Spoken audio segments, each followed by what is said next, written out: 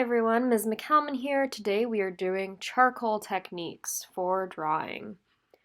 So you're going to need a few things. You're going to need your sketchbook, your charcoal pencils. There should be 3 of them. You have to sharpen them. Your kneaded eraser, your white eraser, and then the compressed charcoal blocks, and maybe a tissue or some toilet paper. So I'm just starting on a sketchbook page and I am labeling it charcoal techniques. I also have a regular pencil. So there's a soft charcoal pencil and they're labeled a medium. I am labeling them. Now I'm going to the medium. Medium.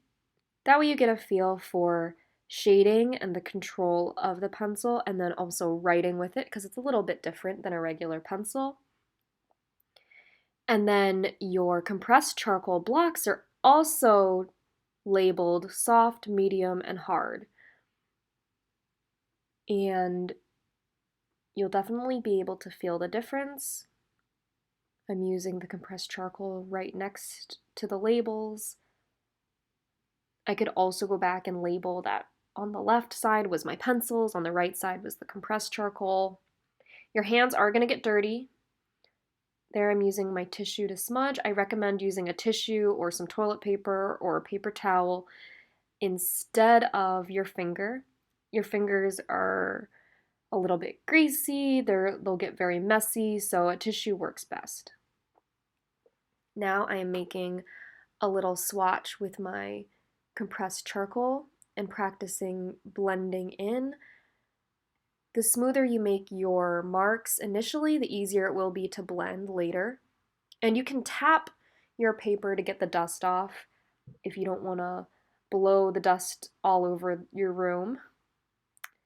And now I'm layering on with the pencil and the compressed charcoal to practice a little bit, just the additive technique. So that's adding on charcoal on top of already blended or smudged. So kind of getting a soft ground and then making some marks. And now I'm using the toothpick that we didn't get to use for scratch art. And that makes a mark too. So it's an impression or a ghost line. So I'm going to try that again. And when you're going back over with charcoal, really keep your compressed charcoal or your pencil on an angle so you're not actually drawing into your impression. I'm just drawing some arrows to show what's what. Making another swatch, getting that one nice and dark. Making it a little bit bigger. Tapping again. You might end up with a little dust pile.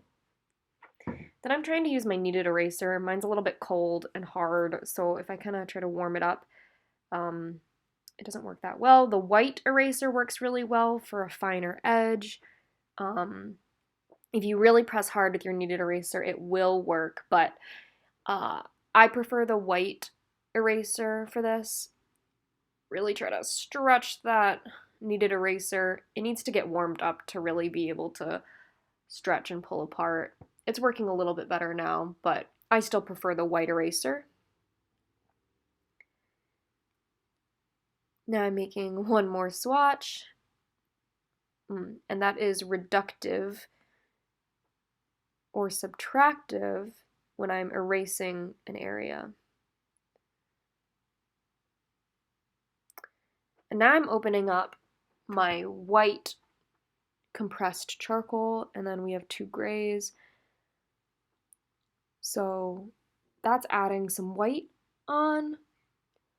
Our project paper is toned paper, so the white really pops when you use it there. And then you have 2 shades of gray that you can use as well. And that's my finished charcoal technique page in my sketchbook. You can do a little bit more if you'd like, just to practice, and then if you need to clean up your area, just a damp paper towel will do the job. So give this a try.